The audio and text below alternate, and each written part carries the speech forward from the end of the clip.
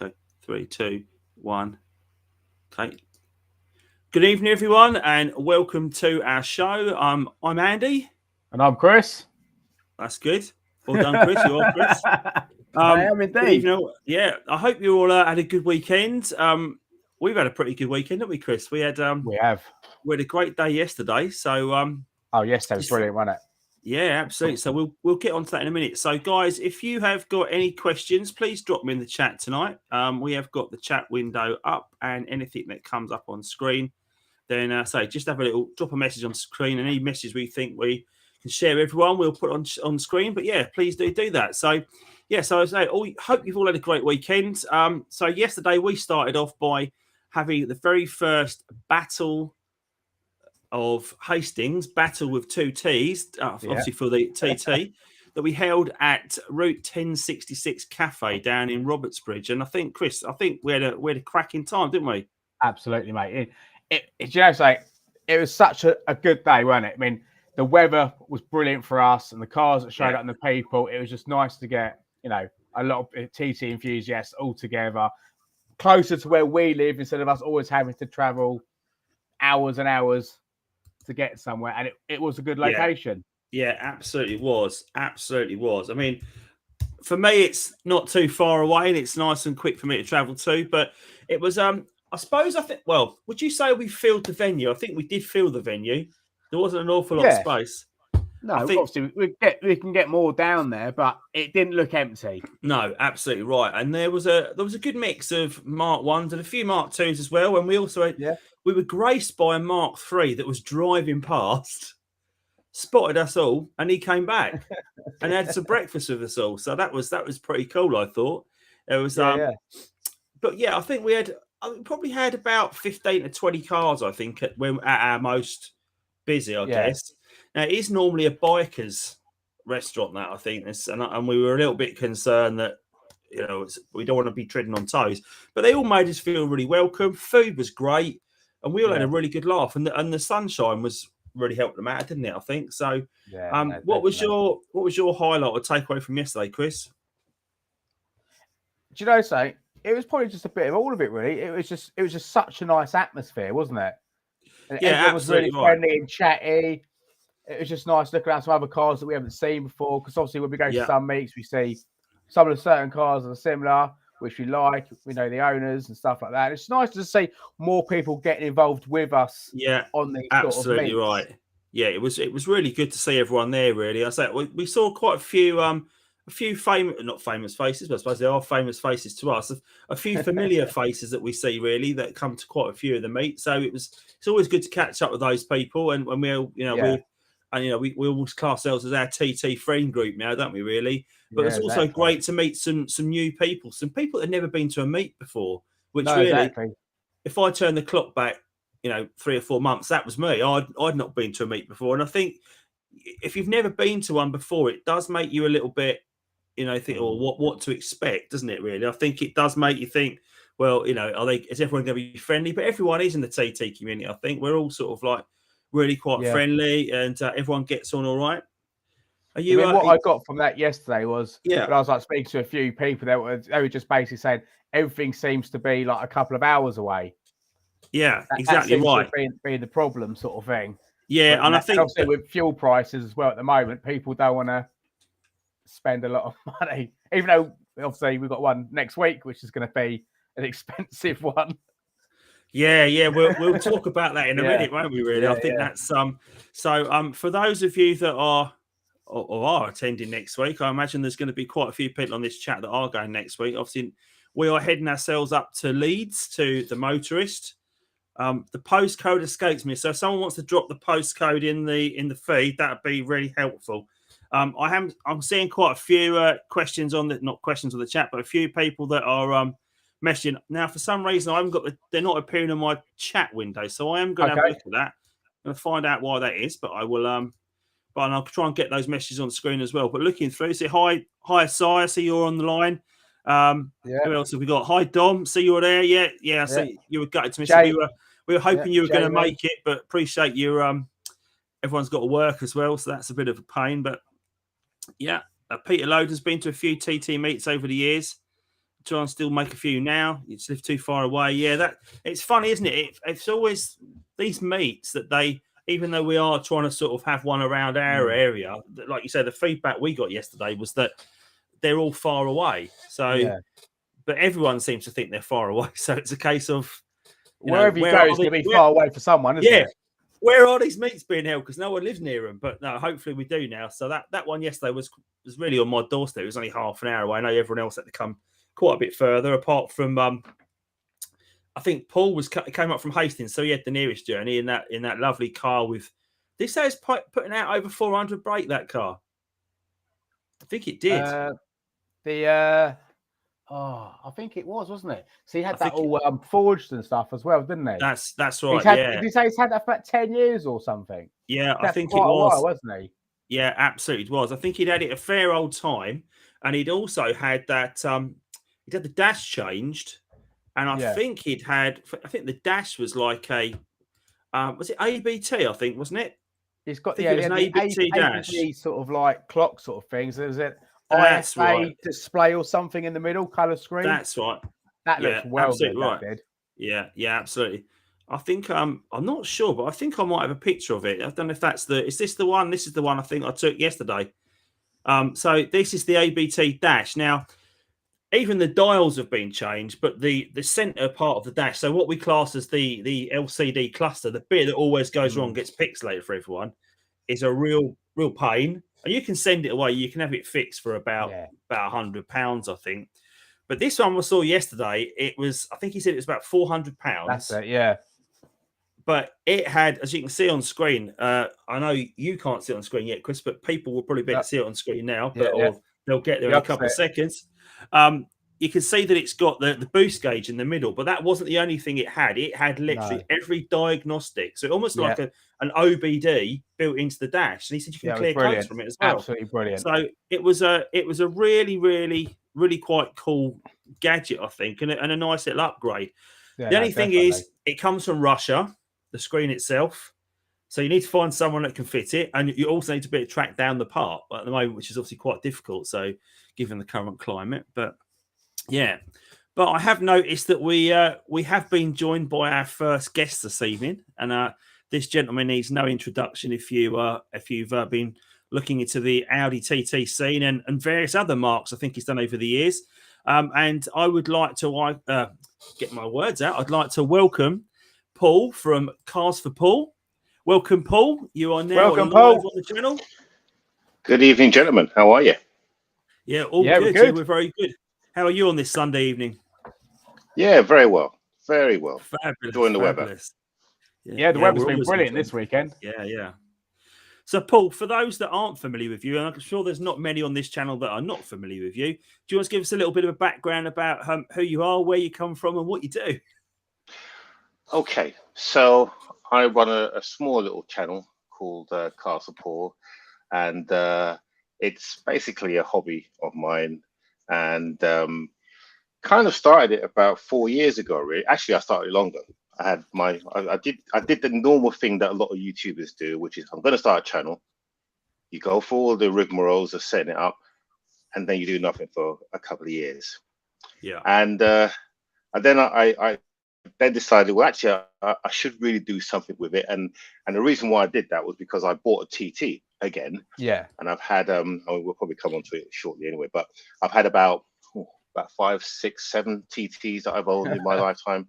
Right. And I just bought this 3.2, and I thought, I'm going to restore this car, bring it up to scratch and all the rest of it. Why not use a YouTube channel as a mechanism for that? So we started the channel, and the rest is history, really. Now, I actually, fixing cars and just sorting cars is my hobby. I did train as a mechanic way back when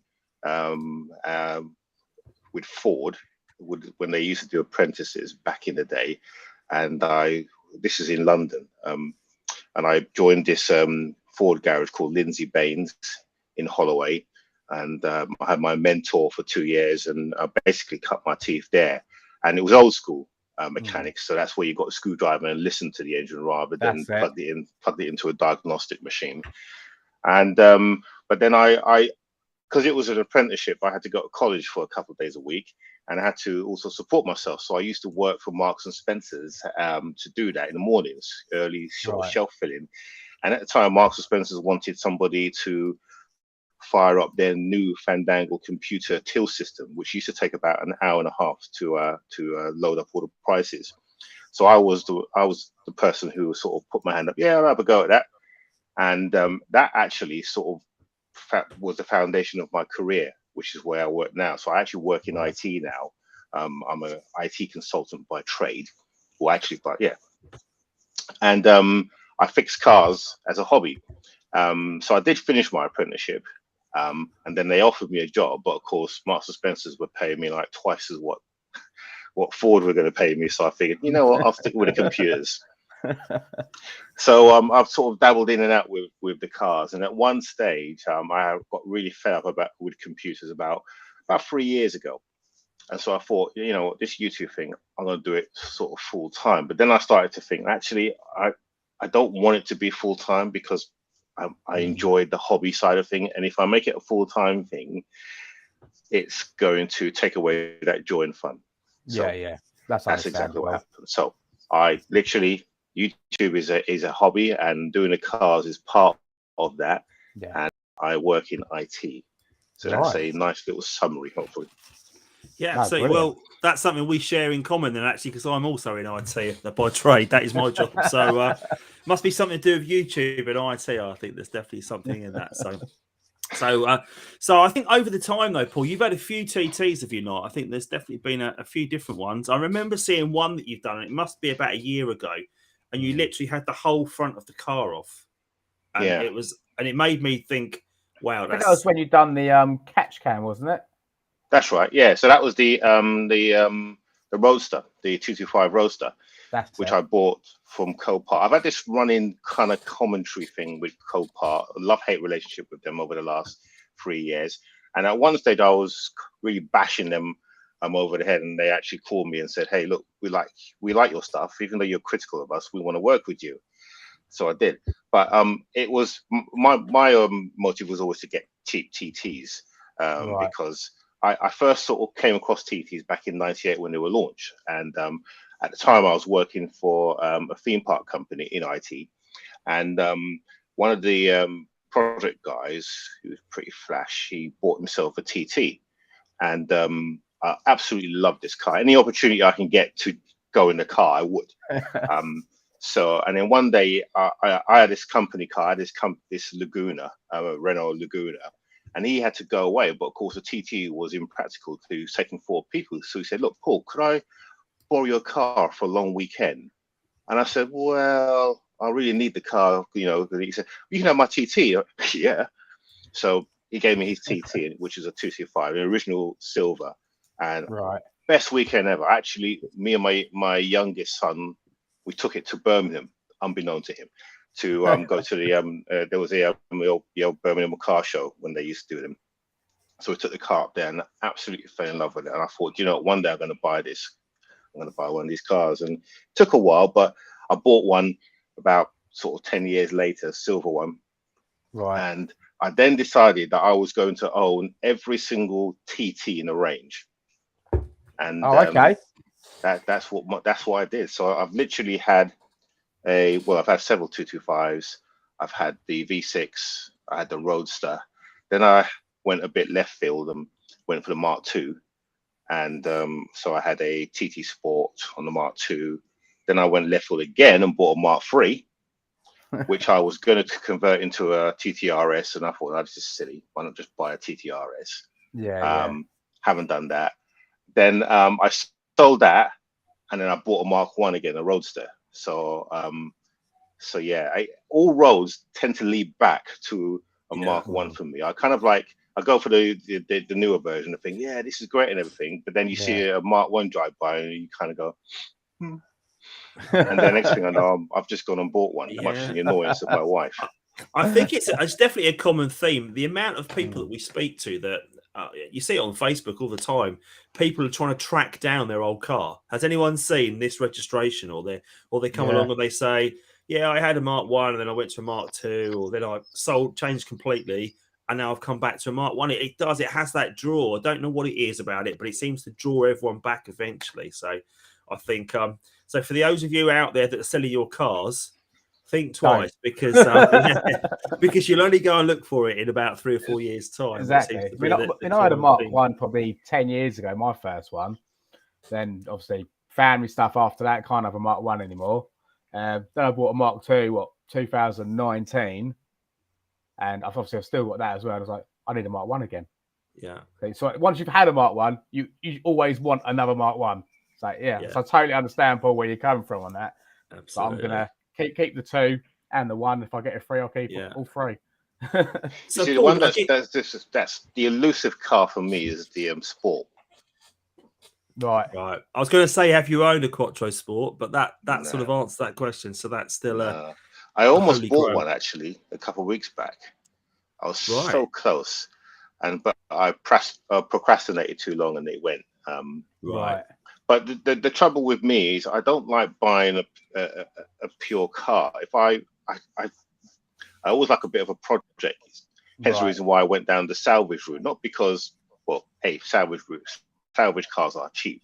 Yeah. And for me, it's the engineering. I mean, it's such a well-engineered car for its time. It's way ahead of itself. Even today, a Mark 1 TT looks as good in the flesh as any sort of car. It's a sort of timeless shape, etc. Absolutely. But I just can't buy a decent one because to me, there's nothing to be done on it. And my OCD goes overtime and I need to strip it apart. I mean, the TT, the Roadster I bought, there was nothing wrong with it. It was absolutely fine. It had a few niggles and everything, but I had to strip it apart because I thought, you know what, the AC is not working. I'll strip the front end off, and then came the kind of mini refurb project because there's a couple of guys who have show cars. A guy called Super Ted, he's got a blue TT. You may have seen it. He does all the shows. Absolutely beautiful TT. And I thought, I'm gonna build a car to reckon that. But I kind of I get to a certain point and then I lose interest because the next car comes along. Because my car history, if you see my channel, 6 months and then I'm bored. I need something else. So I then sell it and then I regret it and then have to go through the whole cycle again. It's like a washing machine, unfortunately. Yeah. So how's your workshop coming on? Because you've got a new workshop from what we see from the channel. You've got a bit of a project on that. All done now? Sort of doing the garage now, extending it and stuff. Almost done. And here's the joy of doing a YouTube channel, because one of the sort of goals that I had with doing a YouTube channel is not only you can share your kind of passion with subscribers, etc., but it's a great way of getting freebies. So I'm waiting for a couple of really good deals that will come through. One actually has come through. So the lift that I'm getting, a company, I'm going to do some sponsorship with them, but they sort of virtually gave it to me for half price, which is fantastic. And I'm working on a company for the floor. So I wasn't going to I was going to just paint the floor, but the trouble with a painted floor is that it will come up. No matter what you do, an epoxy floor, whatever, it will come loose. So I wanted like a rubber floor or a tile floor. And there's one company that I'm working with at the moment who I'm waiting to come back with a deal, and then that will finish it. But the actual dimensions are perfect now. So before, the garage was, in fact, the history, I bought my house because of the garage, not the other way around. But my wife, and she's not listening, she thinks that we bought the house because of the house. I bought the house because of the garage. The garage was 35 feet long, but it was a bit narrow. So I got my friend who was doing all my building work to make it wider. But we left this little notch in there, which was a real pain, which is why I decided to sort of knock a lot out and make it into a rectangle, a proper rectangle box. So all the building work's now done. We're just waiting for the floor to go in. And then once we get the lift in, it's going to allow me to do a lot more stuff in there, because it's really difficult, as you're probably aware, when you're working on a car, you're using a jack. No matter how good your jack is, it's always difficult to get on your knees on the floor, etc. Most importantly, when you're doing any filming, it's a nightmare because you just can't get the camera low enough to kind of show everyone what you're doing underneath, or you can't get enough light their car. Yeah. So the whole point in getting a lift is really to enhance the sort of mechanical, technical stuff that people enjoy.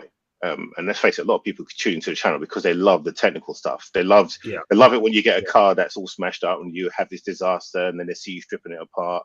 And I think one of my best cars I had on my channel was my S3, because I bought that in all faith.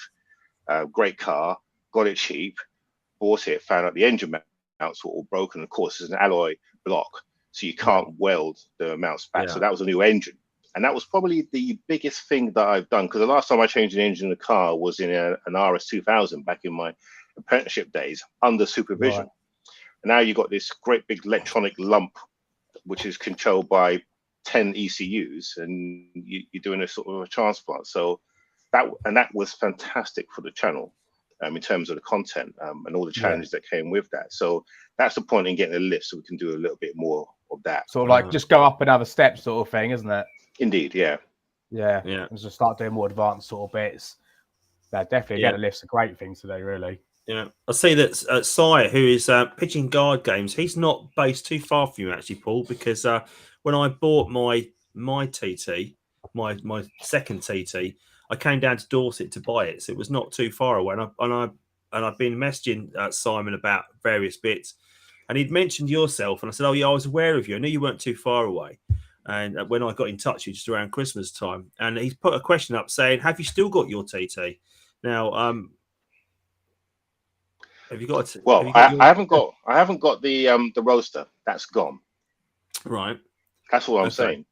That's fine. Okay. That's so the answer to that question. The answer to that question is watch tomorrow. Okay. So that's a great segue. So, guys, if you are not already subscribed to Paul, then please do subscribe to Paul. I will leave there should be a link in the description to this video, actually, straight to Paul's channel. So if you're not already subscribed to him, then please do drop on that description. Click on the link. Maybe not right now, because obviously you're watching this, but definitely drop him a link later and maybe give him a thumbs up and a like too on his video tomorrow, because it sounds like could be a good one.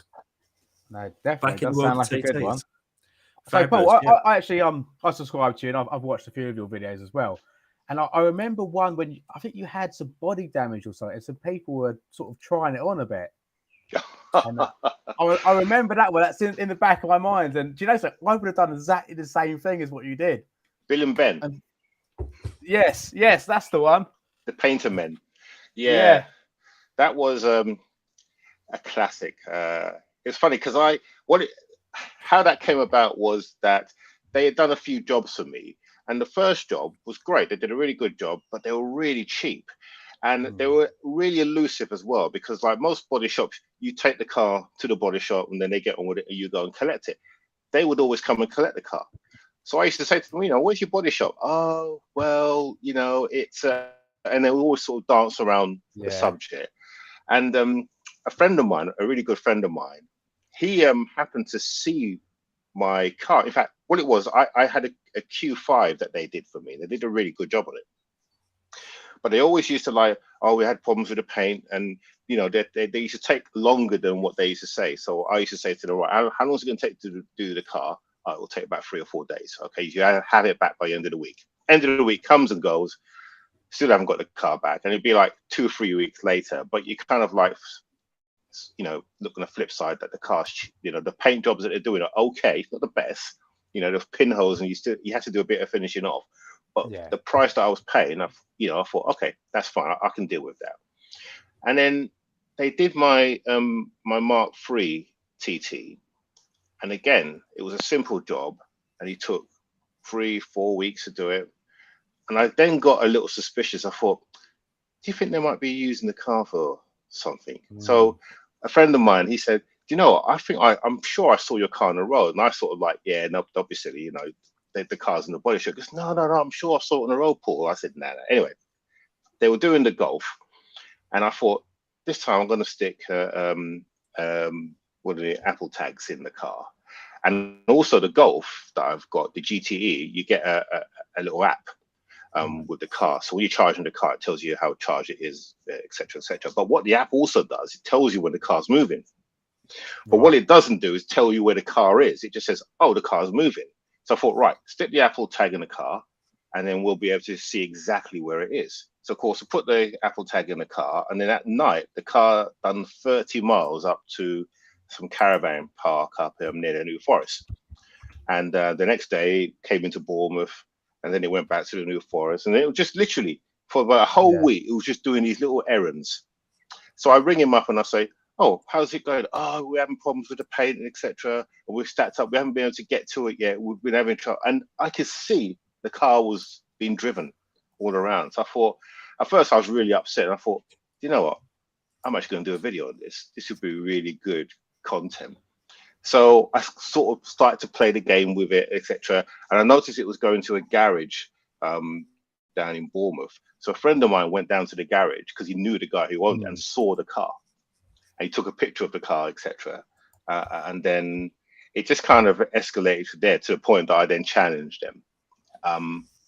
Now I had a lot of stick for that video because I didn't sort of go mad and ballistic on the actual video. But what a lot of people didn't realize was that to date, that is my most popular video. Is it really? It has more than paid for the paintwork that they did, etc. And in fact, it's the video has generated more. It's literally paid for all the work on that car. That's a result in a way, then, isn't it? Yeah. Oh yeah, absolutely. So basically, it did exactly what I wanted it to do. It was a cause and effect. You know, you kind of expose. I didn't want to expose them because one thing you don't want is people to get hate, etc. Because I've seen a couple of videos where people have done that, and the results have been quite catastrophic. They're two little wannabe triers to try it on.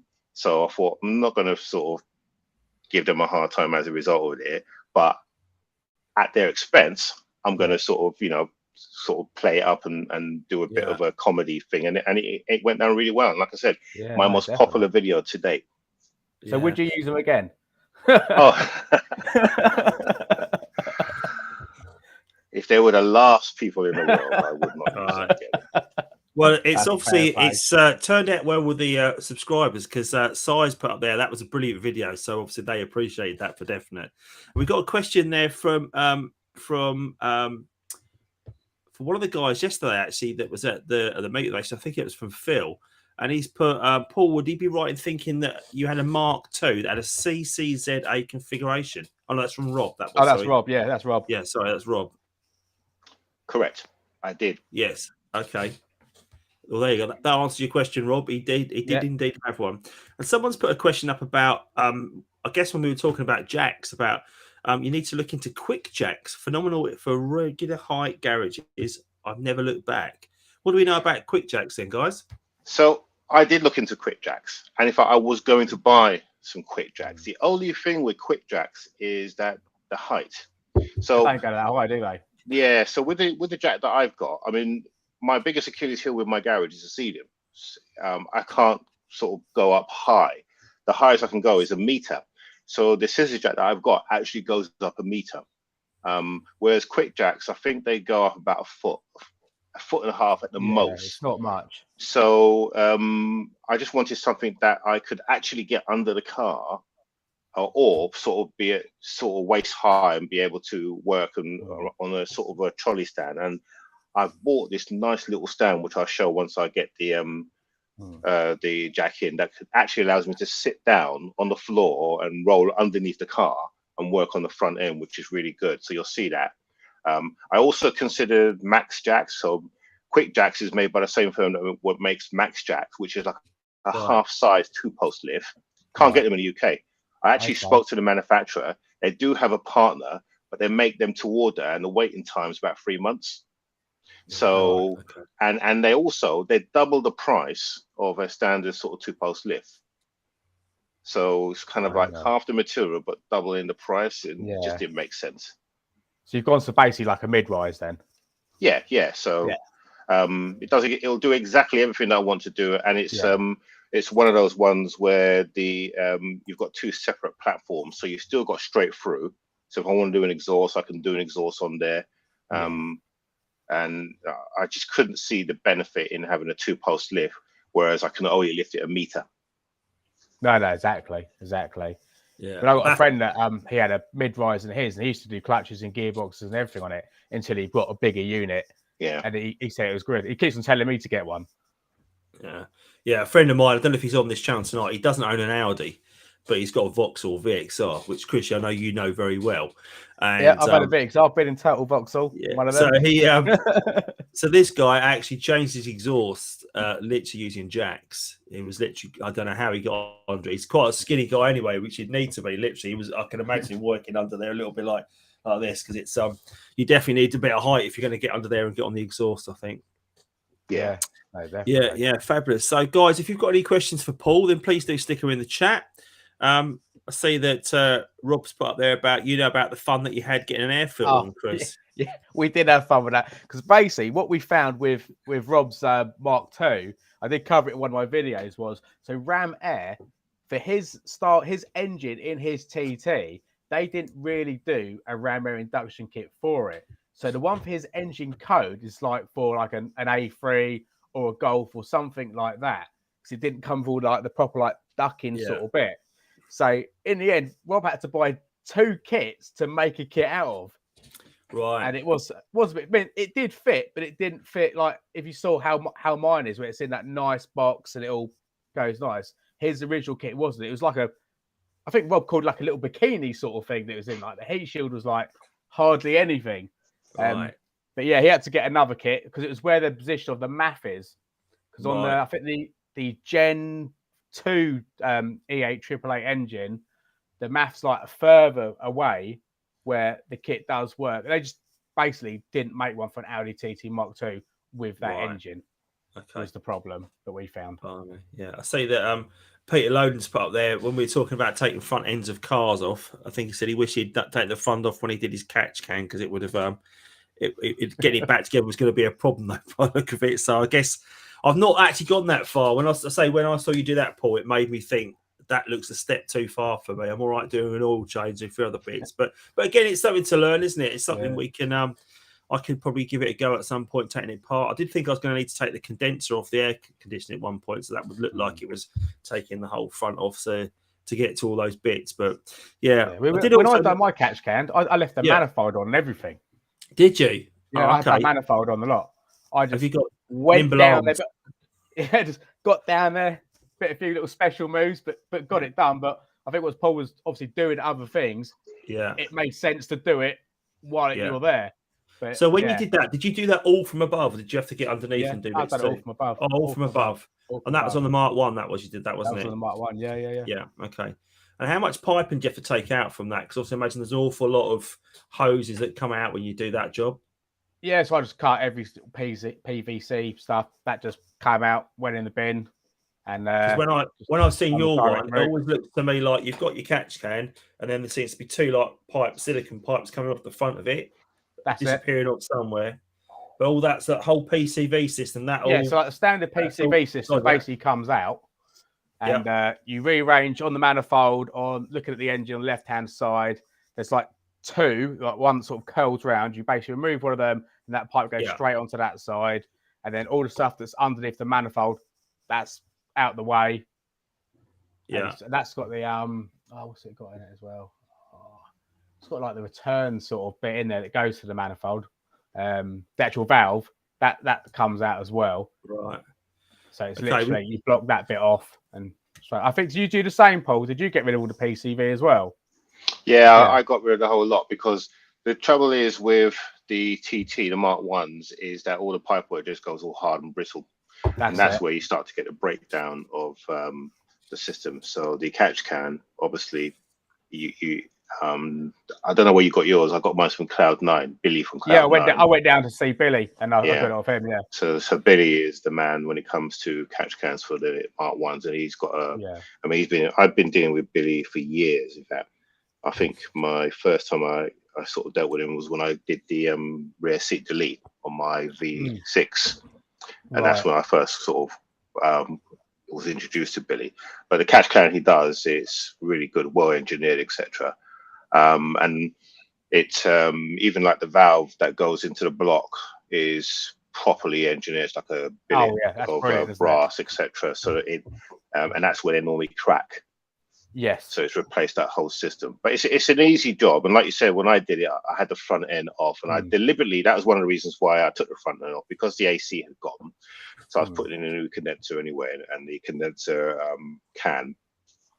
So it just made sense to do the do a catch can, and because the front end's off, it was a good video to make, because you can get to everywhere and people can actually see what you're doing. That, in regards to your Andy, what you were saying earlier about sort of the level of detail I go to, I'm going to confess to you, everything that I do in the cars, I follow the workshop manuals, which you can download. You can get them from Audi. So if you create on Audi, you can go on to Erwin, it's called. That's ERWIN, and you can create an account, free account, and then you pay to get access to the workshop manuals. It's exactly the same manuals that they use in the dealers. So everything you get, and it gives you the times, etc. But it's basically a step-by-step guide on how to do everything. So I do everything by those guides, and that's how I sort of go sort of deep into the jobs that I do.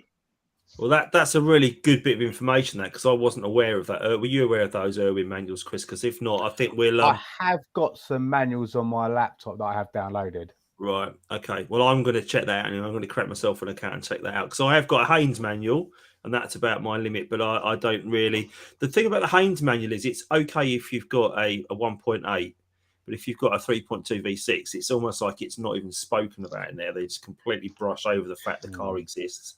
So if you've got to do anything on the engine, it's quite tricky.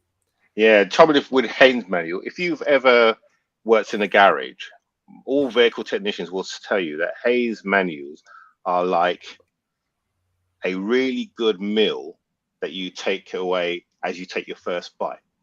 They miss so many steps that you kind of like, how do you do that? Whereas the Erwin manuals or the Audi manuals, and you don't have to go to Erwin, because if you go on Erwin, it's €7 an hour to access it. So you've got to log on and pull everything you need in an hour. Right. Actually, it's for an hour, it's €7, but you can buy a day pass for about €30. Or alternatively, you can use something like e-manuals online, and they've done the download already for you. You can buy the whole sort of back catalogue of everything for your car for about £19. Right. Okay. So that's what I tend to use if I want the whole catalogue. But if I want something up to date, because obviously they do revisions. So when you buy a part for an Audi, and it's always got a letter at the end, that letter stands for the revision. That revision, if there's a change in technique, it will be on the Erwin manual, but the other manual is absolutely adequate because they don't hardly ever do make any changes.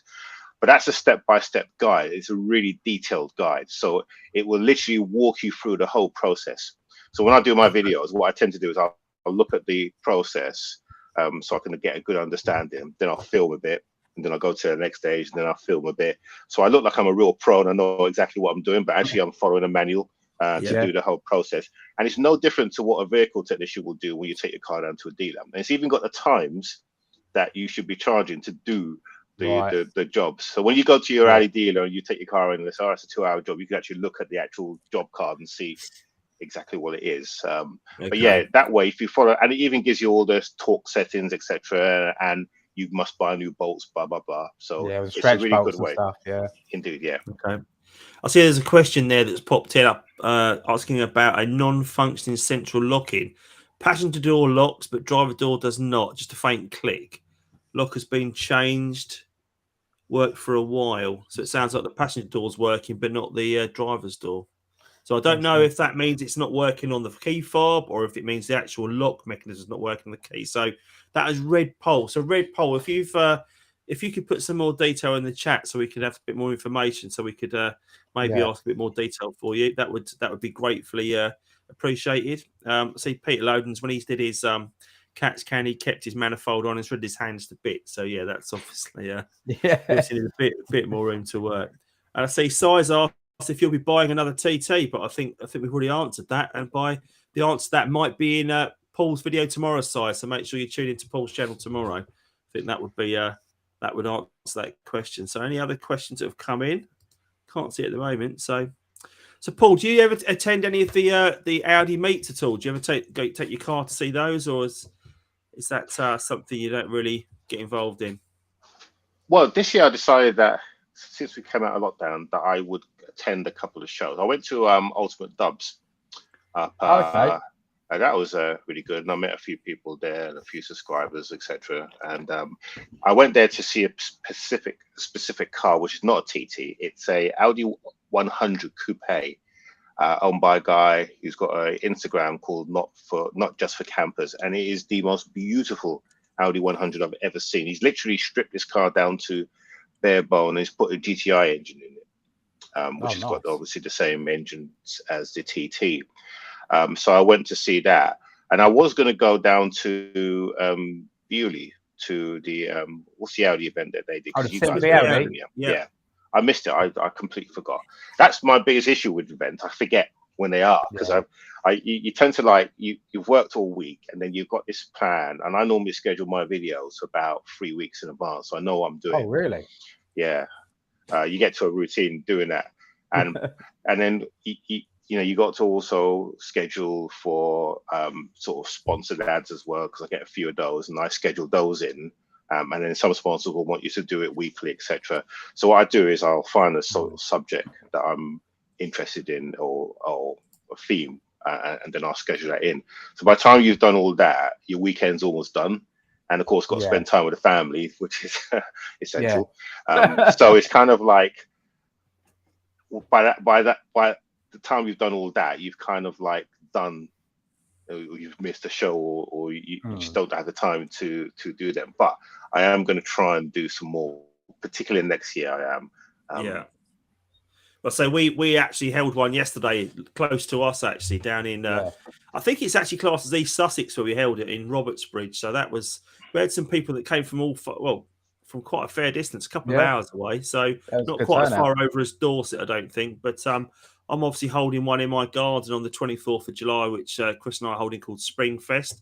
I think we have got a few people from Dorset coming to that. I think we've got someone coming from Norway to that, believe it or not. So that's he's going to drive. He says, he says he's going to drive. So it's that's definitely a road trip. So that will be an interesting one. But next weekend we're all heading up to Leeds to the Motorist. There's an Audi meet going on there. And I think for those of you that are watching that are planning on convoying up with Chris and I, the plan is that we were saying 7:30 before, but we think to get there in plenty of time, we are going to head up to South Mimms. So if you are coming with us next week, make sure you're at South Mimms at 7 o'clock. Yeah. And we are going to be going up from there. So that's a really early start for Chris and I think. And probably be a very late finish. And I don't know if you're on the chat, Jules. I've not seen you pop up, but you were going to mention on the chat an issue that you've got, a dilemma he's got, actually, because I'll let him see if he responds, and if he doesn't, I will let you know what his dilemma is, because it is mechanical related, unfortunately, but he hasn't put anything in the chat yet. No, it's got a bit quiet now, hasn't he? Yeah. So this meet has been organised by Jules. Jules has been, if you've been on any of the Facebook groups, you will know that Jules is quite an advocate for this meeting. He really is keen on getting people there. And I think he's done a great job, and there's about 80 people going. However, he has got possibly one of the cleanest and shiniest silver 225s I've seen, because he spends all the time polishing it. But unfortunately, it sounds like it's being starved of oil. He did an oil change on it, and I think it's got plenty of oil in the car. And he had the strainer done on it last year, he said. But there seems to be a problem. So whether it's that strainer's blocked again, or if the sensor's blocked, he's not sure. But I know he always takes his car to Bryn, and Bryn was hopefully going to be on the channel tonight, but I've not heard from him today. So I guess, unfortunately, Bryn's not coming on. But he always has Bryn to do the work, and Bryn's booked up this week. So he's going to have to find a local garage. So his dilemma is, does he drive the car, I think, to the meet with this risk that it's not far, or does he not attend the meet?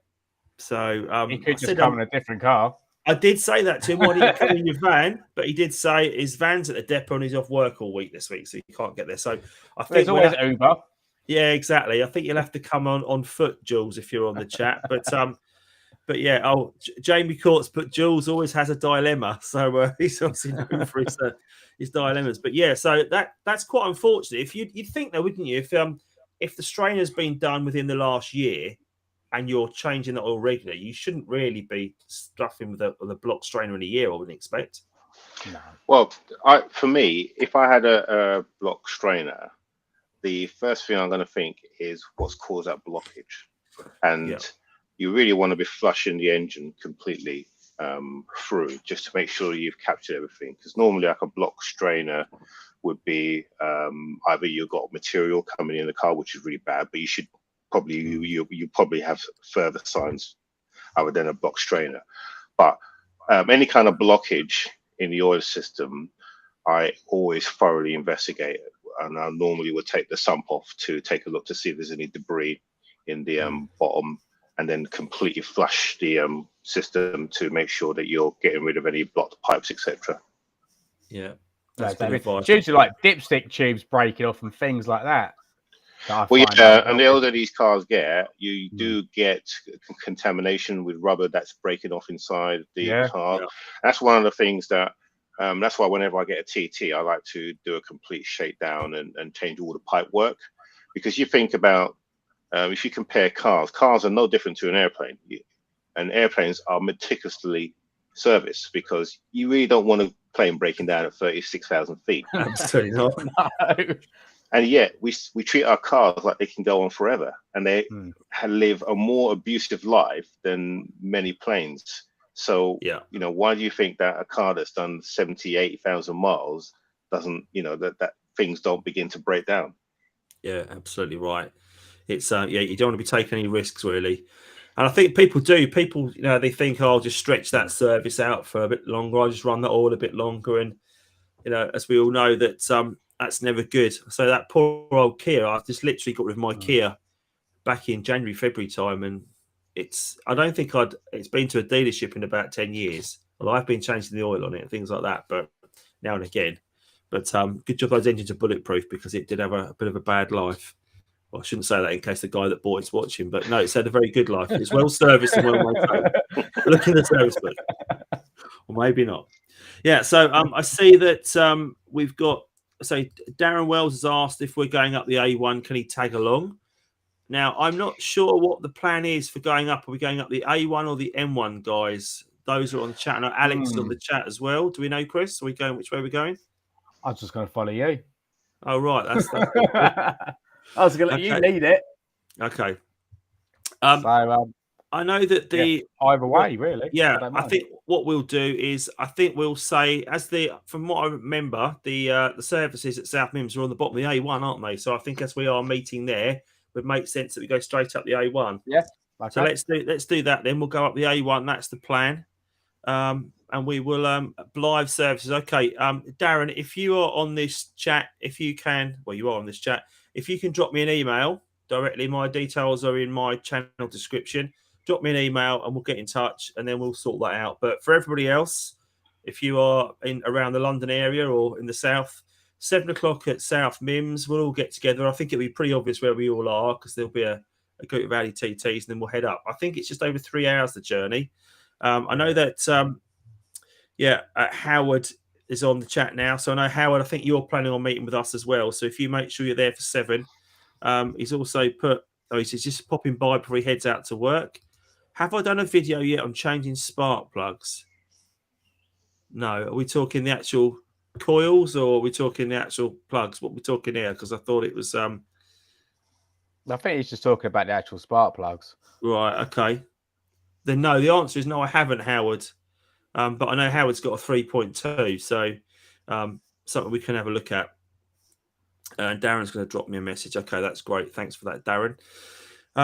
So I've got a few little dilemmas that have popped up of my own over the weekend. So as you know, yesterday I came in the 3.2, didn't I? Yesterday. Yeah. Because I thought, well, it's a nice day, so I'll get the Roadster out and we'll take that for a spin. So I went to start the car, and the battery was flat. Because I don't really drive it much, the silver one. So obviously we've had those. We've been sent those jump packs with those jump surge packs by Top Don. which Chris has done a video on in this week. I have, yeah. And great video as well, Chris. And I did watch that. And I thought, was actually really impressed with it, to be honest with you. Yeah, so I had to use it as brilliant. well. But mine was genuine. I didn't leave my battery to run flat. I actually went out I drained mine overnight. You did. Well, I went out there and I thought, well, I'm going to get it going before I go. So I did get the guy, and it's really easy to plug in, simple, plug it in, off you go. And it does start the car nice and easy. And it's got lots of other features as well. So I will mention that I've got one of those. So yeah, thanks for those guys, the Top Don guys, for sending me one of those out. Yeah, no, brilliant little bit of kit that is. However, I still didn't bring the Roadster because I then drove the car forward and I thought, it's a bit lumpy coming out of the garage. So the back driver's side tyre completely flat. So I got the pump out of the 3.2 because obviously that one hasn't got the 225 hasn't got a pump. Put the pump from the 3.2 to pump the tyre up. And it got to about 20 pounds of pressure and it wouldn't go any higher. And I thought, this is a bit strange. So then I turned the pump off and it was the air was just like gushing out the tyre. So it's ripped the sidewall. So I thought, do I put a can of that stuff in there just to get me by? But I thought, no, I've got a pile of spare tyres in the garage from different wheels I've had. So I'm going to swap one out for that. So I'm going to do that. But even when I got to that stage, I thought, well, it's sunny. I'm going to put the roof down. So I undid the roof, went and put it down. It got about 6 or 8 inches back and then it stopped and it was making a noise. I think, oh, no. So obviously I have changed the roof, so that I'm sure there'll be a video coming on diagnosing problems with the roof this week because you need to find out what's going on. So whether they're it's got like two pistons that sort of like push the roof back, a bit like the arms that hold the boot struts up. It's a bit like that on the side, and they just literally pop off. Whether one of those has popped off, I don't know, but it's all gone a bit horribly wrong. Or it's a switch or a sensor. So we'll try and run the diagnostics on it on the. Yeah, I'm going to do that. Well, I've also got one of those Top Don. Yes, you have. OBD readers, yeah, they'd be good to us. So, like Paul was mentioning about getting freebies. We all love freebies, don't we? So you got to love a freebie. So I've also got the Top Don battery, as well as Daisy sent it to you too. All this stuff as well, and yeah, look at that. That's a bit posh, that one, isn't it? Yeah. And I've also got sent this the other day from over the 11. Over the 11, the latest one. So I'll be that's what I use. One of them. They're brilliant. They're brilliant. When we get to 5 figures on our subscribers, I'm hoping we're going to be setting these lovely things as well. Yeah. While we're still trawling around in the gutter, we only get the but yeah, we're still very, very grateful for it. So yeah, no. So Peter's put, here we go, selling our souls. No, all I'm saying is that what I've used, I'm not trying to sell it to anybody else. And say it, so it was very nice to get them, but I'm not going to say I recommend them, but I'll see if the jump surge did its job. So I will recommend that. Definitely recommend that. That is rated. That is rated. Yeah. Okay, so we've actually had in the chat that we're talking back about the A1 or the M1. Alex has put the A1's definitely the best route, so that is definitely the route we're going to go. Okay. A1 it is.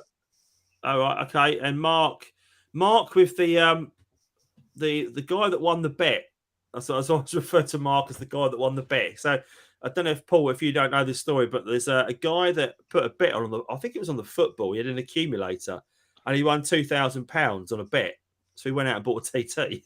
So it's known as the gambler TT or something. Yes, a £10 TT. There you go. So that's Mark. So he's saying if we plan a short stop, he'll join in the Midlands. So I imagine the girls are going to need to stop now and again because they my wife definitely will. So we're probably trying to arrange a few stops. So we'll have to set up maybe we'll set up a WhatsApp group for the journey so passengers can relay information to the drivers. That would probably be a good idea. Yeah, good. Yeah, so that definitely be South Mims that we're going to go from. Yeah, okay. No, it'll be a good day. Be a good day next week. Yeah, Paul. We're probably going to wrap up shortly, but I'd just like to thank you for being part of this week. It's been great.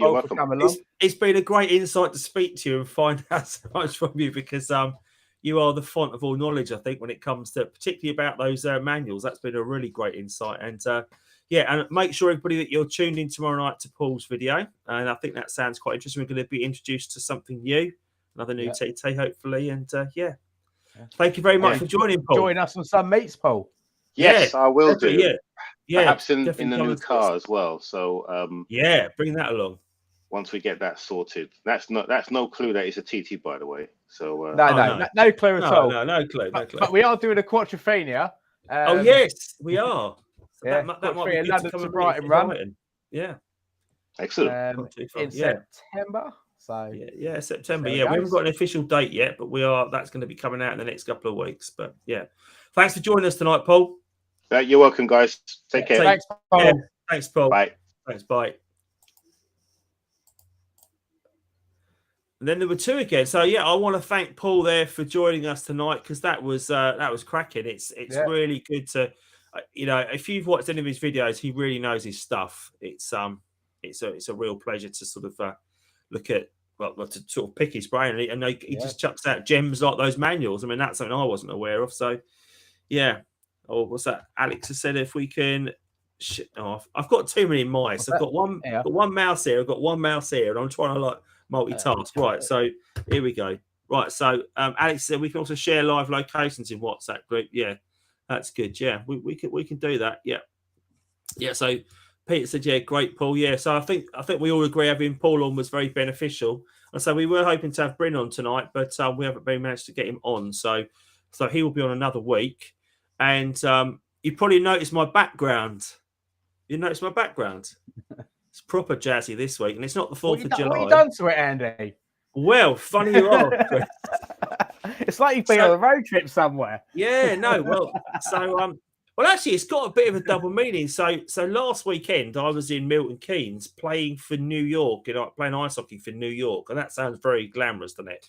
So I've got a team that 20 years ago I played for a team that came to the UK from New York, and they travelled around and played various teams. They didn't have enough players, and because we were the first team they played, they said, would you mind guesting for us on other games? I was like, yeah, that's great, I'll do that. So I've stayed in touch with those guys ever since. Whenever they come to the UK, I always play for them. So I played in Milton Keynes last weekend. But the reason I've got the badge on really is because I also made a video in the week and put on the channel, guys. And if you haven't checked it out, really recommend you. I really recommend you go and check it out. And it's a video on the price of the Audi TT Mark 1 in the US. And it's scary. When you see those prices, it's nuts. You can probably see why people don't drive many TTs in the US. Yeah. I see size put up. It's a respray. No, it's not a respray. If you could spray a car like that, you've done well. You could get it wrapped like that, though, couldn't you? You could, yeah. I'm not going to. Yeah. But yeah, so the video it really opened our eyes. And also the guy that I did the video with, Hunter, he's a young guy. He's a young engineer that's just recently graduated. And he's got, I think he's got an S3 as well. And he's got a TT. So he likes his sort of European cars. And some of his videos, honestly, guys, go and check them out because the quality of his videos are great. Yeah, he has a banging soundtrack to him as well. And he does some really good jobs and he talks you through what he's doing, in like a vlog style. It's really good. So I'm going to do a few more videos we've got lined up, me and Hunter on. We're going to do one for his channel on the UK prices as well. So that to scare all the guys in the US about how cheap our cars are. Yeah. Although I'd say not so much at the moment because I say that the prices are definitely jumping up. I think looking at the prices of 3.2s particularly, they seem to be climbing. Although apart from your mate Chris, who got an absolute steal there, didn't he? Yeah, really? He did. But he's lucky that his dad's into doing the paint and stuff and things like that. So it's going to work out really, really cheap for him. Yeah. The guys are putting in the chat there about we can make a fortune shipping cars to the parts of the US. Yeah, I thought I did say to Hunter, maybe I'll send you like an inlet manifold for Christmas or something like that. We'll badge it up as a present. I don't know, but yeah, it's quite crazy, isn't it? The price of parts. So, not a bad idea, mate. Well, yeah, exactly. Well, I'll say if he could send me some hockey kit the other way, he could send me some sticks for Christmas, and I'll send him an inlet manifold. Maybe we could work something along those lines. Yeah. But I often see it. I don't know. Are you in the on the Facebook group on the Audi TT US owners group? Are you on that one? Yes. So they often ask, and I guess it's because the services across the US are a bit more scarce. I think obviously we've got experts in the UK that we all sort of turn to for jobs because the US is so much bigger, I guess, and they're so more spread out. There's a lot of people that tend to ask in that group. Does anybody know? There was one day someone asking, anyone know somewhere I can get my ABS pump serviced in the US? that's a bit of a strange one. But they're asking for those sort of services. Where in the UK, we would know, if we've got anything mechanical, that Bryn would be one of our first ports of call, because he knows his stuff that much, that we would give him a shout. And I think Jules will be giving him a shout this week to ask about his strainer. So hopefully we can get him sorted.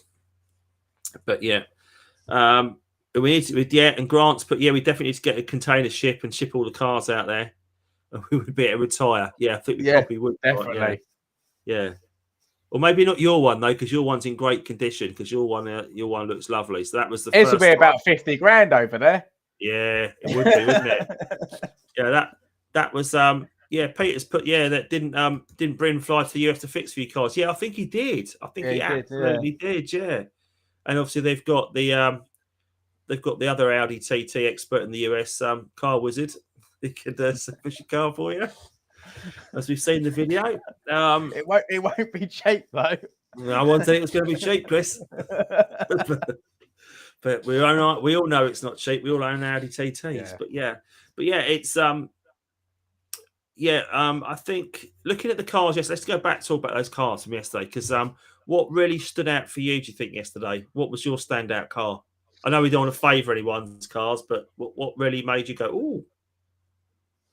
I just, obviously I do like a modified sort of car. And obviously there was Grant's QS there. Lovely example, isn't it? And there was the other one as well, wasn't there? That black one. Paul's car. Paul one. He discussed the cluster and stuff. Yeah. He's gone to town with that, hasn't he? Yeah. Absolutely. Because he said to me, sit in the car. And I was a bit nervous, thinking, I don't want to stop moving the shifter and stuff. Yeah. And I was thinking, so did I. It's like the shift is like, right. I was like, that's first, second, third, fourth, fifth, sixth. I thought, is my hand even moving? And then it was like, and I was thinking, I don't want to do anything and break this car, because it's it is amazing, that car. It's and he took one of the bikers down the road to get some oil, didn't he, in that car? And he came back, and the guy basically said, I'd like to buy your car, I think, basically, from down the road. He said, the guy was a Porsche guy. He owns Porsches, and he said there's never been a car that quick. And one thing I forgot to tell you guys to do is there is a lovely piece of road. So as you come out of the Route 1066 and you head towards Battle, there's a great long straight road to Battle, and you can drive carefully down there, obviously, but it's a lovely long straight road you can see for miles down it. So I would recommend, if you want to take your car for a little spin, go down and have a look down there, because that's a pretty good bit of road to go and have a go on. But Andrew McKinley's asked, how many Mark 1 TT 3.2 DSGs are in the UK? Funny you asked that, Andrew McKinley. There is a website called howmanyareleft.co.uk. And it will tell you, you can put in all the settings, what make, model, version, whatever you want to do. And it tells you how many's left. And the 3.2, roughly, I haven't got exact figures because it changes daily, because it depends on how many are being sawned. On the road, there's about 1,300 in the UK. And of which, and I am going to do a video on myth busting, not Mythbusters, because that's a different program. I'm going to myth bust some of the things about the Audi TT, because there's a lot of things that go around that are actually spurious. So one of them being that the 3.2, the manual, the rare manual you see in the adverts when people are selling you a car, the ultra rare 3.2 manual, don't believe the hype, because there's about even number of 3.2 manuals as there are DSGs. So don't be fooled by that. There are about equal number. So so that's about 1,300, about 650 of each. Yeah. And I think Dom's put a video. Dom, I don't know if you're still on there, but you've done a video on it today, haven't you? On the do you regret having a DSG, or if you would you prefer to have a manual? And I think a lot of people are feeding back that they prefer the control that the manual gives you. Personally, although I own one, so I might be a bit biased, but I love the fact that I'm going to be driving to Leeds next week, and I'm going to pull away from South Mims, and I'm going to put it into drive, and then the next time I have to touch that gear stick, hopefully, will be when I get to Leeds. I'm not. So if we get in traffic, I'm not going to be constantly up and down, up and down, up and down, because I'm sure we're going to find some traffic at some point. Yeah, and that's what puts me off. That's the big benefit, I'd say, of having the DSG. And you've got the paddles. I think Dom was saying that it doesn't change down too quick. He doesn't know how many he's changed down by on it. I think he was saying it changes up all right, but changing down's a bit doesn't respond so well. But for what I need it for, what it does, it's fine for me. But for the purists out there, maybe it's not so great. So yeah. Oh, Andrew McKinney just off the Sawn. He likes the DSG. What about the S line? Well, do you know what? I don't know what the difference is between the S line and the stat. I know it has a bit of normally has a red bit on the steering wheel. That's the little red badge. But what does this line have? What I've learned from S line on the Mark 1 TT is right. On the early ones, you had a TT, and then they've done the TTS line, which will be the slightly lower and sort of that's pretty much about it, sort of thing. Right. But then Audi pulled the S line off, and then they were basically all of the 225s were S lines after that. Right. So they're basically, I think the early ones, yes, you had like, if you see like a really early TT Mark 1, you'll see it looks like a 4x4. It's like proper up in the air. The arch gap's massive. And then the S-line version was like the slightly, the sportier suspension, probably some other components as well. But then they did just basically scrap that. And then all like 225s were basically the same then. They just didn't have the S-line anymore on the Mark 1s. Right. So that's what I know from it. It might be wrong, but that's what I've sort of learned from that when I've looked into that. Okay. Darren Wells has said DSG is, absolutely agree. Darren, I am a fan. I mean, I've got both. I've got a manual, and and that's not me going, oh, I've got both. That's me saying I drive both. So I'm used to having a manual, and I'm used to having a DSG now. My main car, as I call it that, my Mondeo, that's an auto, and I've had 4 Mondeos in a row, and the last 3 have been autos. Because as soon as I had an automatic one, I was like, that's it. I'm never going back to manual. But that's like my Mark II's DSG, and it is nice of it. And I see Andrew's, but he's got one of the early ones, but his is an S line. So his is an early one, which is the S line, not the gold standard one. Right. Okay. So that would basically be like our 225s. Yeah. What like our basically what a facelift 225 is. Yeah. Is basically what a non-facelift S line is. Right. Okay. Great. Yeah. Okay. Grant's put he saw Dom's vid and he thinks it was just the older automatic gearbox alike. Yeah. I mean, my one is a 2000. Although it's a 54 plate. It's actually 2005. My one. It's very early 2005, and touching this fake wood on my desk, I don't have any problems with it, and it's But then again, Howard, if you're still on, although you might have gone to work now, Howard's also got a 2005, and he's just had a very expensive build to have the mechatronics sorted out on it. So, it's a bit of a lucky dip. You just got to hope that the mechatronics doesn't go wrong. Because it's a bit like the chains need to be done at 100,000, isn't it? That's the thing as well, and on the 3.2 and the gearbox is a worry. So there's all these worries that it's a bit of a lucky dip when you buy a 3.2. I think that there's all these. But the thing is, I think also like if you do the mechatronics unit and stuff like that, it's like I don't know, 1,500 quid or something like that. That's not too far off just changing the clutch in a normal manual 225. Yeah, absolutely. They're still expensive to change. You only put in only a few hundred quid more than just changing the clutch. Yeah, I know that my nephew, he's got a DSG, and he's got a Mark, whatever it'll be, Golf. It's probably about a 10-year-old Golf, and he's just had the clutch done in that, and it costs an absolute arm and leg to have. Even in that, and it's probably worth more to have the clutch done than the car's worth.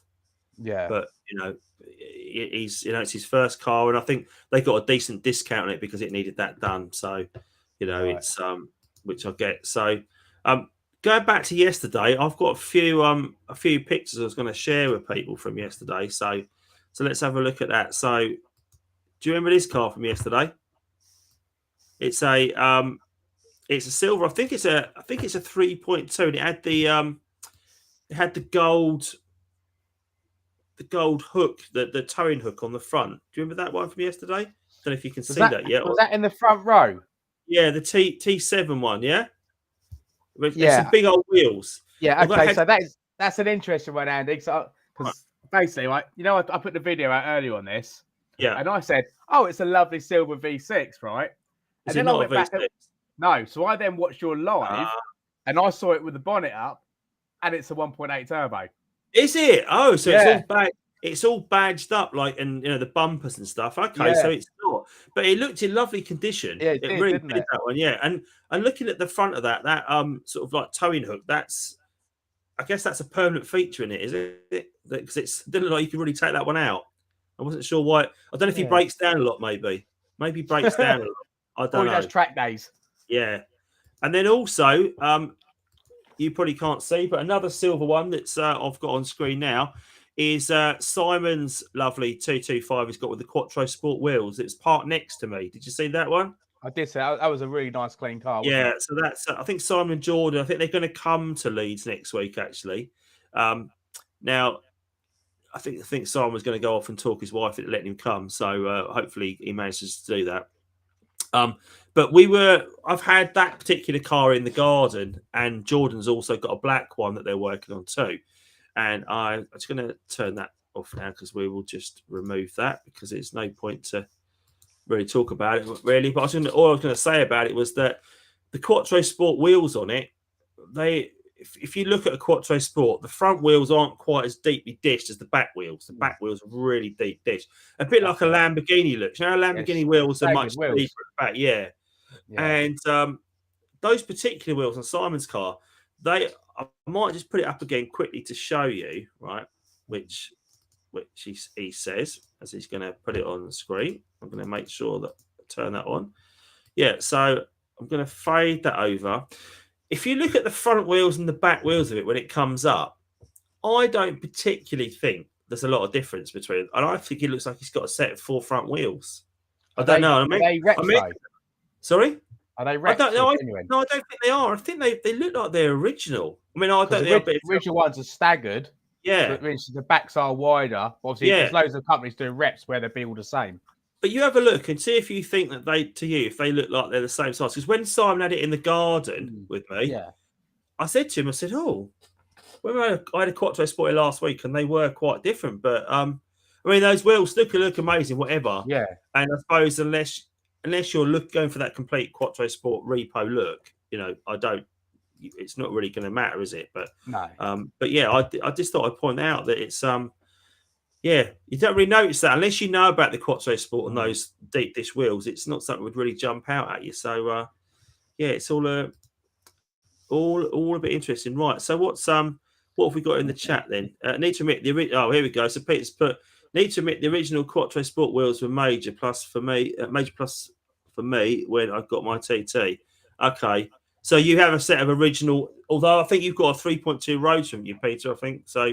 So I guess you've got a set of the wheels put in. So yeah, and I see also that Rob likes the DSG farts, which is something he does. Which is something you pointed out to me. Said, you liked it as well, didn't you? You went, oh, mine's obviously not farting enough then. No, exactly. I don't think it is. Yeah. Oh yeah, interesting. Andrew McKinley's put quite a few videos of them head-to-head the DSG wins. So is that DSG DSG versus manual with regards to performance, or is that DSG versus manual with regards to personal preference? Because does it drive fast and you can change gear manually? I don't know. I think that's what it means. Like going in a straight line, the DSG will change gear quicker than you're going to change gear, sort of thing. Yeah, I get on the manual. Yeah, I get that. And I also see on there that Andrew also likes the original Ronalds. Well, so do I on that, Andrew, because when I got my car, my blue car, my 3.2, it didn't have the original Ronalds on there. It had these, I think they're Le Mans wheels, the style is called. And I saw some yesterday, actually. I was talking about it yesterday.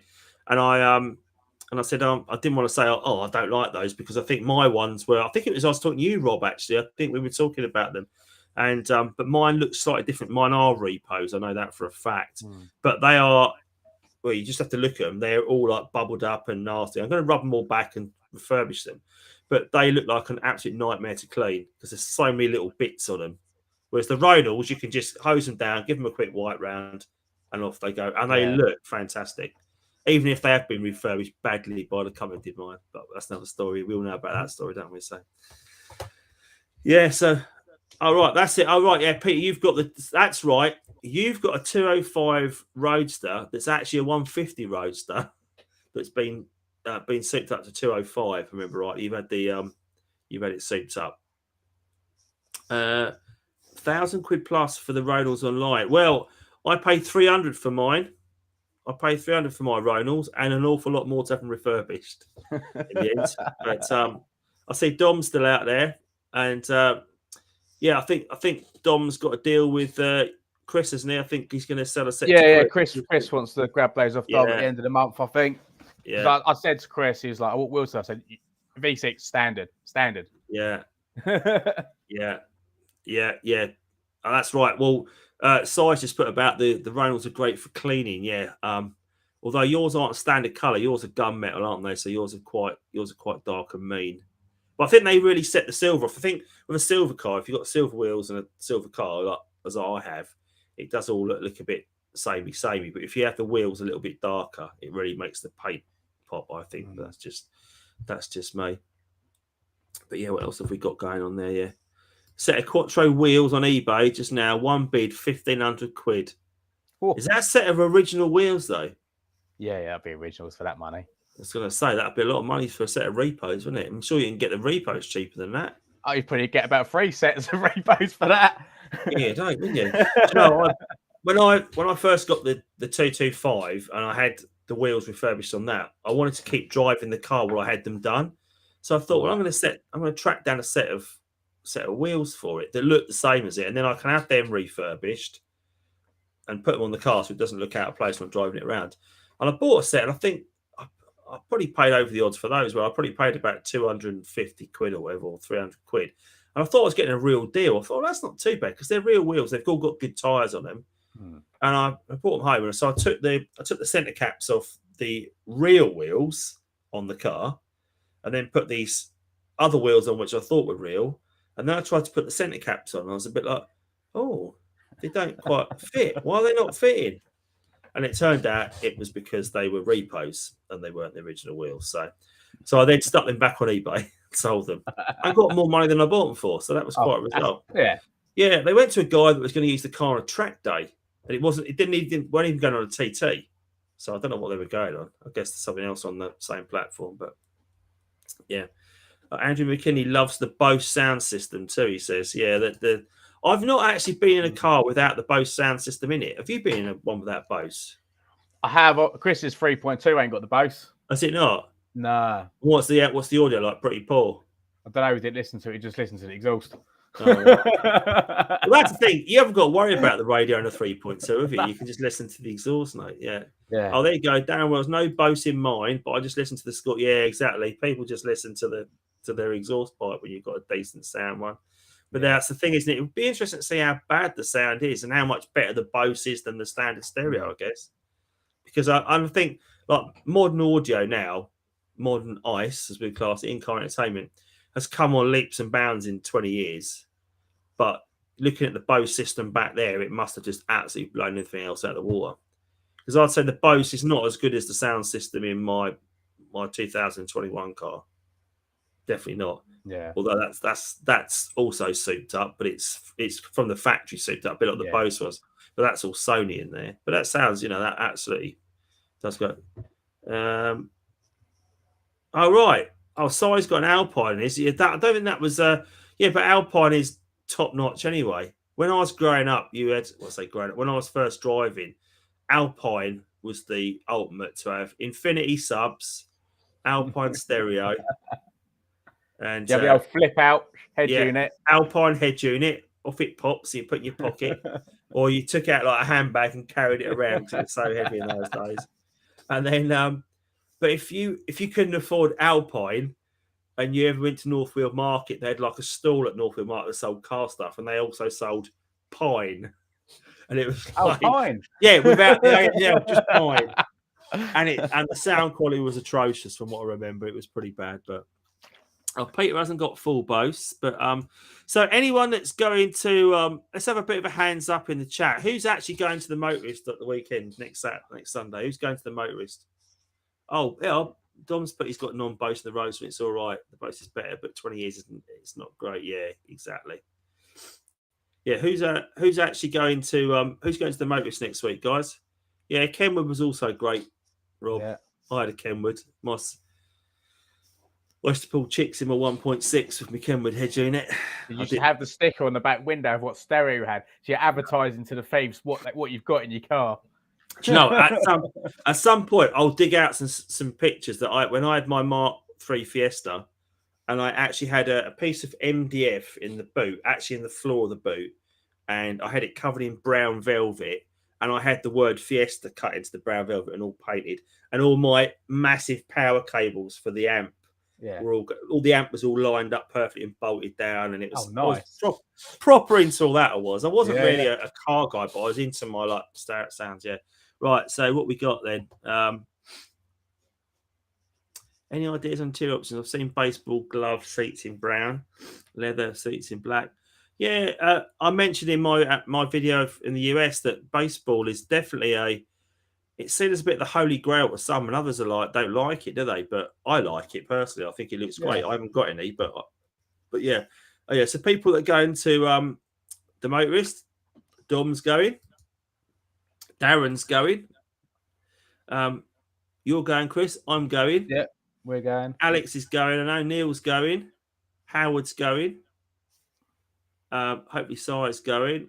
Chris is going as well. Jamie can't go because he's got his daughter's on Father's Day for 2 years. Okay, that's a good enough excuse, mate, for not going.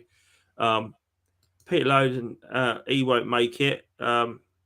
Chris Johnson just jumped on. Chris, are you coming to the Motorist next week? Because I know you have to work Saturdays, but I don't know if you're coming on as it's a Sunday. But it'd be interesting to know if you're coming next week, because obviously you're coming up the same way as me. So, but I'm going to leave home at 5:30. And I've got a game the night before. So I might have to be absent for that game. I don't think I'll better play a game and then drive up the next day. That'll kill me. But I think I'll have to. I think once a week. I'm training on a Thursday night as well. I think that's enough for me at the moment. Now I'm getting old. I'm nearly 50. God, I'm expecting a big birthday present on the channel, guys, for my 50th. What can I do? I say I'm nearly 50. I've got another 18 months to go yet, but I'll be 40. Chris is working. Will you?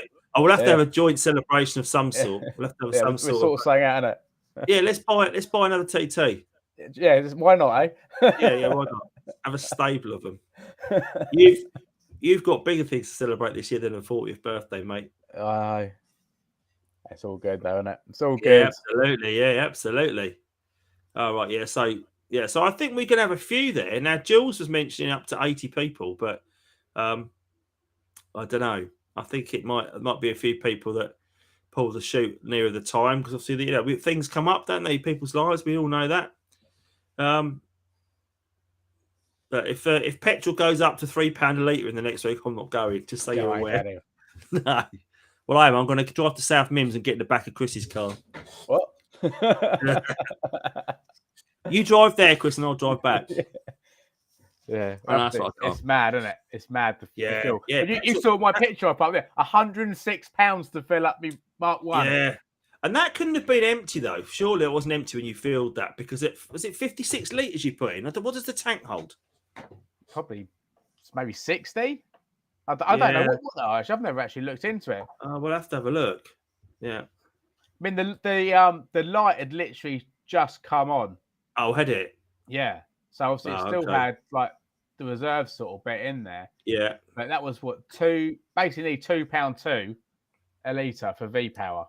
Right. Okay. Which, because I don't want to put any of this E10 stuff in. Not any old cars. Well, no, I suppose that the big thing about the E10 is it not eat through your pipework? Is that not what it does? Exactly. Well, the thing is, it's not going to be in your tank long enough to eat through the pipework, because we're going to be draining it off. So maybe we'll have a run up there on the cheap stuff and run back on the cheap stuff. It's a good drain it off anyway. Sarah Jane put the E10 stuff in her Merc, right? Right. And it cut out when it was driving. Really? Yeah. That's not so good, is it? Hers is a 2005 1.8 supercharger. Right. And she went for E10 first time, and the only time she put E10 in, the car cut out, and it's an automatic, so she didn't stall it.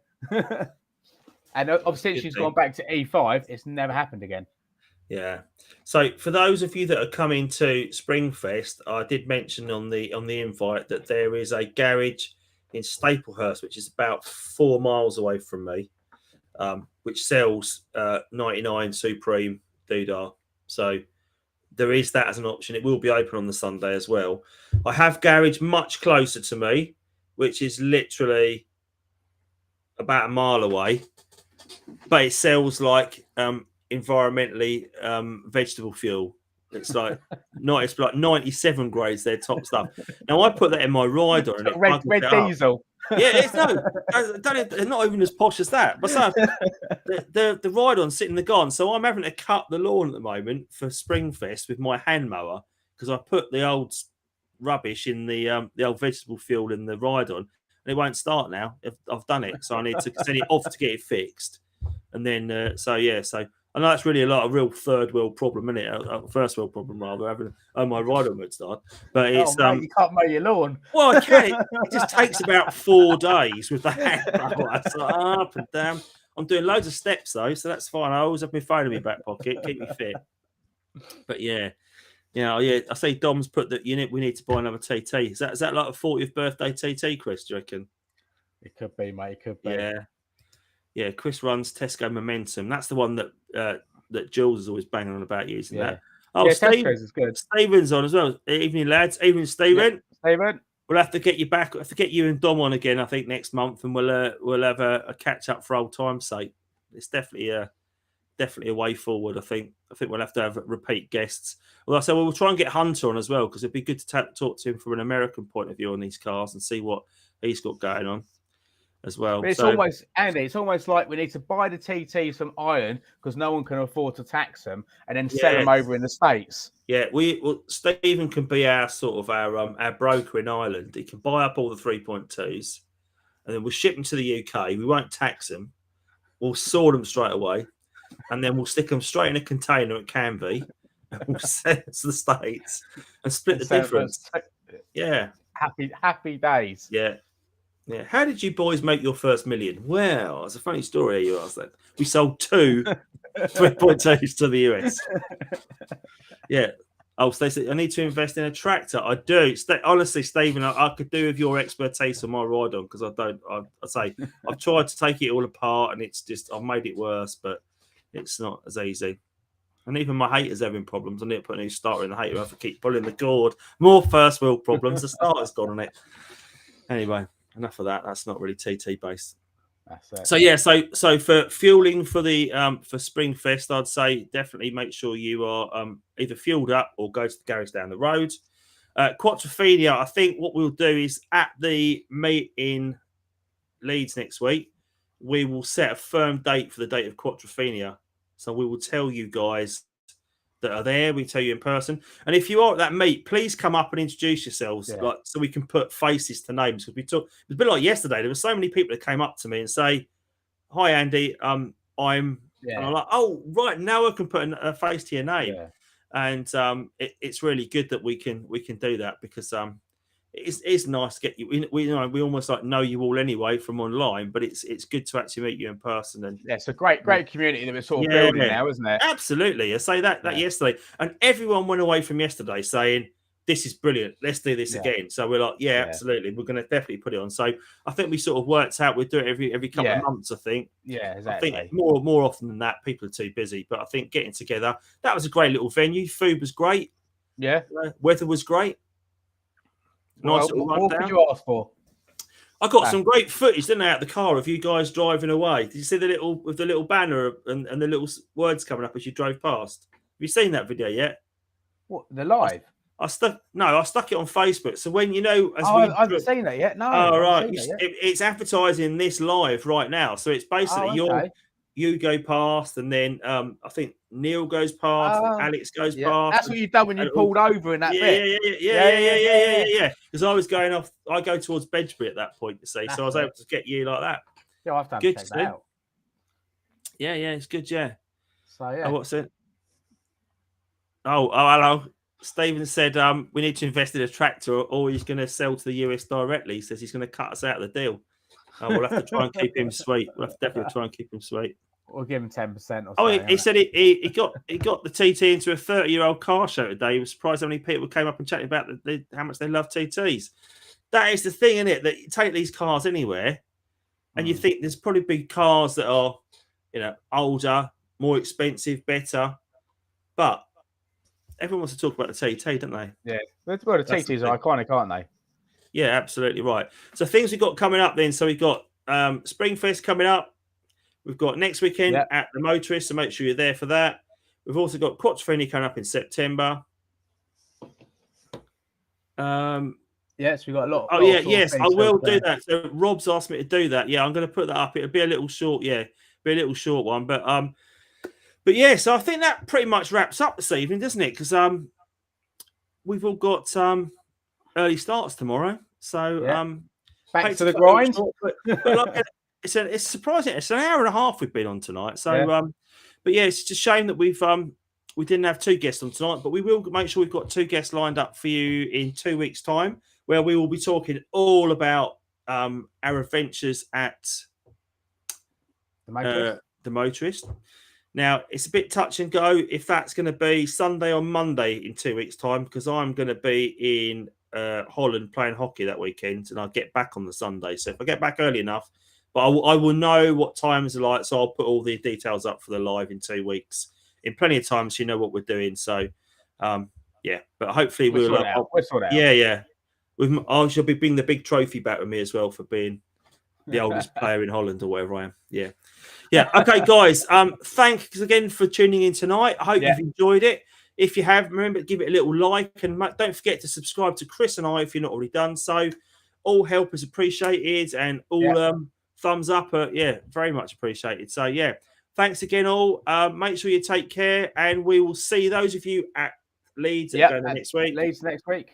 And those of you that aren't, we'll see you on the live feed in 2 weeks. Don't forget to check out the channels and take care.